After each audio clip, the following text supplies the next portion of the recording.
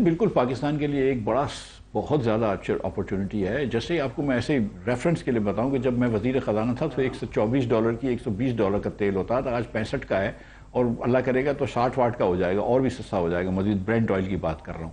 تو تیل، LNG، کپاس، گندم، چاول، مکئی، اس سب کی چیزوں کی قیمتیں کم ہو گئی ہیں. ایڈیبل آئل کی قیمت کم ہو گئی. تو پاکستان کے لیے یہ 2-3-4 بلین ڈالرز کا ذرائع مبادلہ کی سیونگ ہے.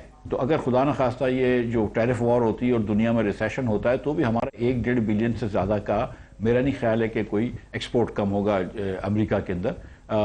لیکن تھوڑا سا یورپ میں بھی ہو سکتا ہے اگر ریسیشن آ جائے تو. لیکن میں سمجھتا ہوں کہ اس پورے کرائسس کے اندر، کیونکہ ہم بہت بڑی ایکسپورٹنگ کنٹری نہیں ہیں، ہم ایک ریمیٹنس کنٹری ہو گئے ہیں اب، کہ جہاں جس کا ریلائنس اپنے اوورسیز پاکستانی کے زرعِ مبادلہ کے جو پیسے آتے ہیں اس پہ زیادہ ہے اور خود کی برآمدات پہ بہت کم ہو گیا ہے. تو ہم یہ ایک بری کنڈیشن ہے، لیکن بہرحال یہ کنڈیشن ہے.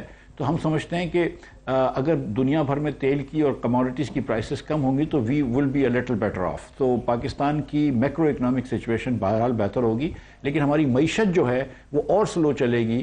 تو اگر یہ انٹرسٹ ریٹس وقت پہ نہیں گراتے اور کہیں نہ کہیں سے ٹیکس ریٹس کم نہیں کرتے، بجلی کے ریٹ کم نہیں کرتے، تو غربت اور بڑھ جائے گی، ان امپلائمنٹ اور بڑھ جائے گی. 3 سال سے بدستور ہم جو ہیں وہ غریب ہوتے جا رہے ہیں. پاکستانی اوسطاً طور پہ غریب ہوتا رہا ہے. یہاں پہ غربت بڑھ رہی ہے.